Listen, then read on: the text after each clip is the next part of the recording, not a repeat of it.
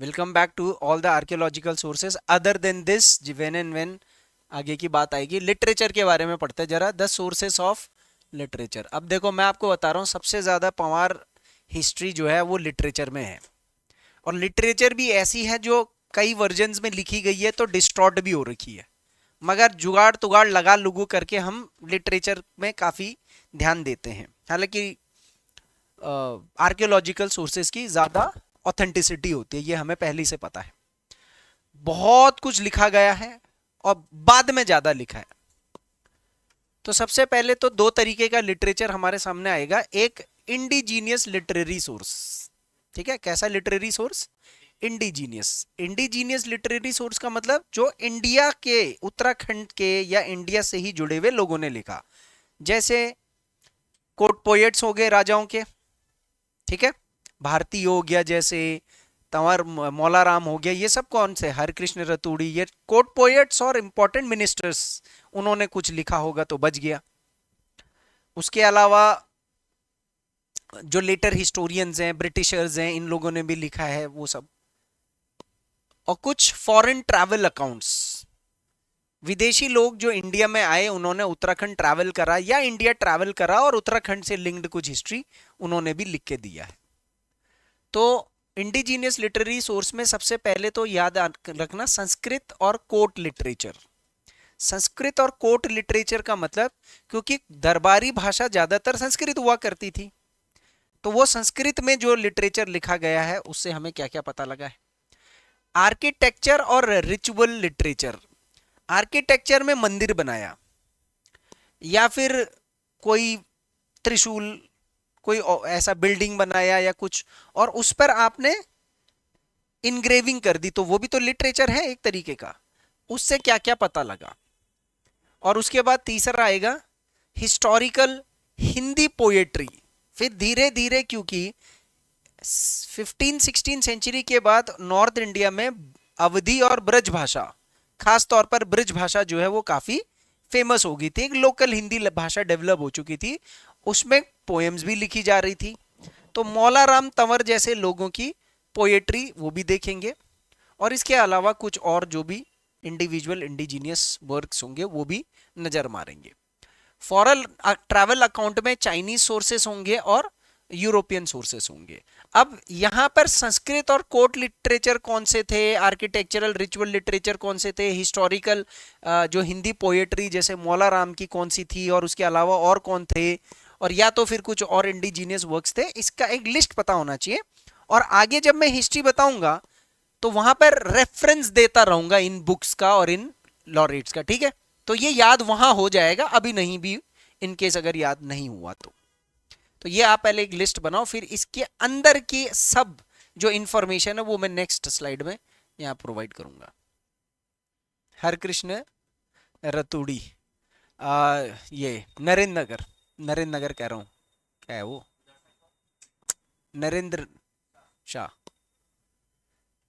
तो indigenous literary source में पहले संस्कृत और लिटरेचर देखेंगे, फिर आर्किटेक्चर देखेंगे, फिर उसके बाद हिस्टोरिकल हिंदी पोएट्री के कुछ और अदर इंडिजीनियस वर्क। यहाँ पर आपको किताबों के नाम ध्यान देने बस, ठीक है। ये किताबों के नाम फिर मैं बता रहा हूँ, अभी याद नहीं होगा। कैसे याद होगा? आगे जैसे जैसे हिस्ट्री पढ़ते रहेंगे पमारों की, तो रेफरेंस में लिंक करते रहेंगे। तो सबसे पहली किताब है मणोदय काव्य।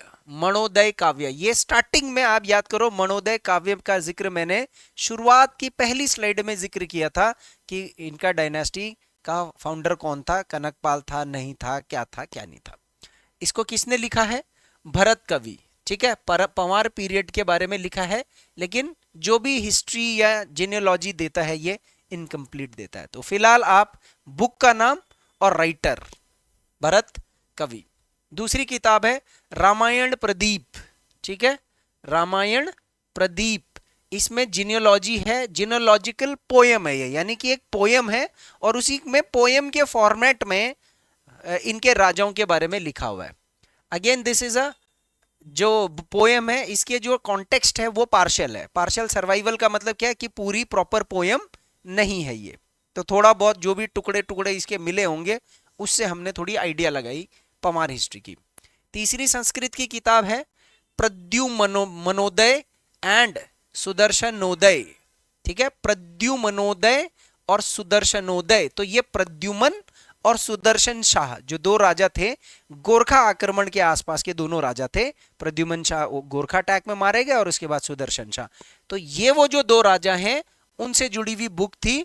ये ऑलमोस्ट लॉस्ट हो गई है, बट इसमें लिखी बातों की जो लीजेंड होगी, जो लेगेसी होगी, या जो लोगों ने सुना होगा उसको कंपाइल करके, तो ये दो किताब और थी। उसके बाद सभासार, ये 1828 में लिखी गई थी और इसको लिखा था महाराजा सुदर्शन शाह ने। सभा का मतलब क्या होता है? दरबार में जो सभा लगती है, उस सभा का सार यानी कंक्लूजन। यानी सुदर्शन शाह जो अपने दरबार में दरबार लगा रहा है, जो उसमें वो क्या एक्सपीरियंस कर रहा है, क्या डिसीजंस ले रहा है अपने पूर्वजों के बारे में या अपने आगे, वो सब के बारे में इसके अंदर है। So it contains the genealogy of fort Kings.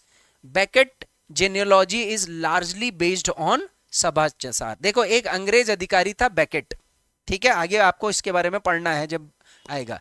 तो इस व्यक्ति ने जब पंवार डायनेस्टी की हिस्ट्री लिखी तो उसने जो जीनियोलॉजी बनाई है, वो जीनियोलॉजी बेसिकली महाराजा सुदर्शन शाह के सभासार में जो कंटेंट लिखा गया है उसी से लिया गया है। तो सभासार क्या है? ये एक टेक्स्ट है, समझ लो एक बुक ही है। ये किसने लिखी थी? सुदर्शन शाह ने, महाराजा सुदर्शन शाह, 1828 के आसपास। और बेकेट जो अंग्रेज था उसने पंवारों की वंशावली यानी जीनोलॉजी इसी सभासार के रेफरेंस पर बिल्ड करी थी। तो ये तो होगी संस्कृत और कोर्ट लिटरेचर। मणोदय काव्य, तो मनोदय काव्य, मणोदय काव्य, कुछ भी आप ऐसे बोलो, मन उदय, मणोदय काव्य, रामायण प्रदीप, प्रद्युमनोदय, सुदर्शनोदय, सभासारः, क्योंकि संस्कृत में है तो इसका लहजा संस्कृत में आएगा तो फिर और भी स्पष्ट हो जाता है। It's quite clear in that sense. Now architectural ritual में एक किताब लिखी हुई है, वास्तु शिरोमणि। कौन सी किताब है? वास्तु शिरोमणि। वास्तु का मतलब क्या हो गया? आगे पंवार आर्किटेक्चर का एनालिसिस अलग से करना है। So this book was written by Shankar Guru which was later commissioned by Maharaja Sham Shah. It's an important book for local architectural tradition. तो उस जमाने में पंवारों के समय में जो एडमिनिस्ट्रेटिव बिल्डिंग्स होती थी, जैसे गढ़ के किले वगैरह हो गए, है ना, तो इन बिल्डिंगों को बनाने में, मंदिरों को बनाने के लिए जो शास्त्र, वास्तु शास्त्र है गढ़वाल से रिलेटेड, उसकी किताब है Vastu Shiromani. This was written by Shankar Guru. किस जमाने का था ये? शाम शाह के टाइम का था, महाराजा शाम शाह। पीछे आप चाहो तो क्रोनोलॉजी चेक कर सकते हो। दूसरी किताब है Fateh Shah Yasho, Fateh Shah Yasho. This was written by Ramchandra Varman in 1685 AD and it describes the reign of Maharaja Fatehpati Shah. तो महाराजा फतेहपति शाह के बारे में एक किताब है जो रामचंद्र वर्मन ने लिखी गई थी, इंपॉर्टेंट है। इसके बाद एक किताब और है, फतेह प्रकाश। ये हिंदी रिचुअल पोएम है and it was written by Ratan Kavi on Fatehpati Shah. तो दो चार राजाओं के नाम भी आ गए यहाँ पर, शाम शाह, फतेहपति शाह, सुदर्शन शाह, प्रद्युमन शाह। ये नाम आप बार बार आते रहेंगे तो थोड़ा तो दिमाग में जाएंगे, और उसके बाद जब इनके बारे में इंडिविजुअली पढ़ाऊंगा तो थोड़ा और इनके पर्सनालिटी के और रिफॉर्म्स के बारे में पता लगेगा, और फिर थोड़ा क्रोनोलॉजी में भी हो ही जाएगा फिट।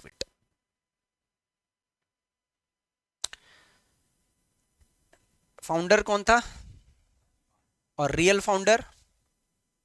अजय। कौन से नंबर का था? 37।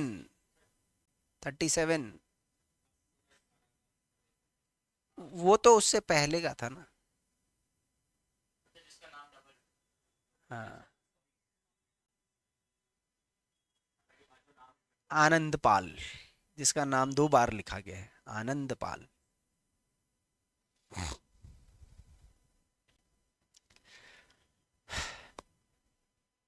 कुछ किताबें आ गई, और वास्तु शिरोमणि, फतेह शाह और फतेह प्रकाश। अब पेपर में क्या पूछेगा सर उत्तराखंड के, उसमें क्वेश्चन क्या बनेंगे बताओ यहाँ से?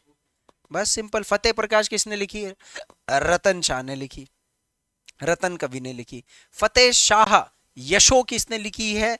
तो रामचंद्र वर्मन ने लिखी है। वर्णम हो गया, ये वर्मन होना चाहिए। और वास्तु शिरोमणि किसने लिखी है? शंकर गुरु ने लिखी है।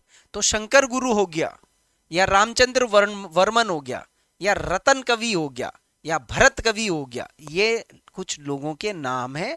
ये वन लाइनर भी कर लेंगे बाद में। अब आती है हिस्टोरिकल हिंदी पोइट्री। हिंदी में कौन कौन सी पोएम्स लिखी गई है इनके बारे में। तो सबसे पहले मौलाराम तंवर की गणराज इतिहास या गण राजवंश काव्य, ठीक है। मौलाराम की हिंदी पोएट्री गणराज इतिहास या गण राजवंश काव्य, इंपॉर्टेंट है। ये बुक का नाम क्या है? गण राजवंश काव्य, गणराज इतिहास। किसने लिखी? मौलाराम तंवर ने। मौलाराम तंवर ने इसके अलावा क्या लिखी?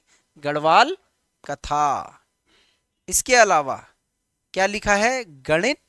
Ganik Natak. This was completed in 1805 AD. Eyewitness account of intrigues during the Pradyuman शाहरीन। तो प्रद्युमन शाह के समय में उसके जो साम्राज्य को प्रत्यक्षदर्शी, जो उसका साम्राज्य देख रहे हैं कि हमारे प्रद्युमन शाह के टाइम पर ये हो रहा है, राजा ने ऐसा करा, यहाँ ऐसा हुआ वैसा हुआ, उसको कंपाइल करके एक किताब बनाएगी गणित नाटक। और इसके बाद Sudarshan Darshan, biased due to loss of royal patronage. और लास्ट रण बहादुर चंद्रिका। कौन सी चंद्रिका? रण बहादुर चंद्रिका। कुछ on the valour of the region. तो रण बहादुर की चंद्रिका। मौलाराम तंवर की पोइट्री। तो ये सारी किताबें किसने लिखी हैं? गणराज इतिहास, गढ़वाल कथा, गणिक नाटक, सुदर्शन दर्शन, रण बहादुर चंद्रिका, ये लिखी है मौलाराम तंवर ने।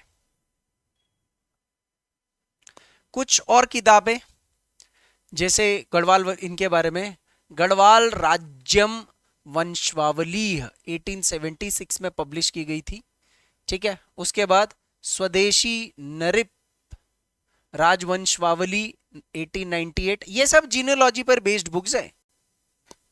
आगे और आएंगे इनके बारे में।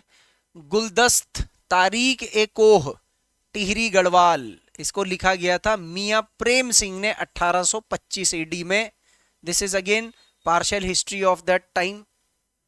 तो कुछ किताबें गढ़वाल राज्यम, स्वदेश नृप, गुलदस्ता तारीख ए कोह टिहरी गढ़वाल बाय मियां प्रेम सिंह। इस वाली बुक को जरूर याद रख लेना भाई साहब। कौन सी? ये वाली, प्रेम सिंह की गुलदस्त तारीख ए कोह टिहरी गढ़वाल। क्योंकि इस टाइम पर जो है वो टिहरी गढ़वाली था ना 1804 के बाद। 1804 के बाद श्रीनगर से टिहरी गढ़वाली तो आए लोग।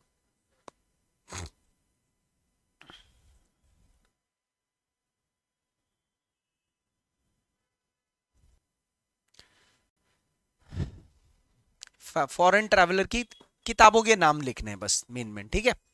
तो चाइनीज सोर्सेस में तो सीयू की ही है, याद करो। सीयू की वैसे तो हर्षवर्धन है ना हुएनसांग के टाइम पर। तो ये जो हुएनसांग के टाइम पर जो कार्तिकेयपुर डायनेस्टी वगैरह के बारे में थोड़ा सा लिंक देता है। हुएन च्वांग या जुएन ज्वांग, ये 7th सेंचुरी एडी के आसपास की बात है।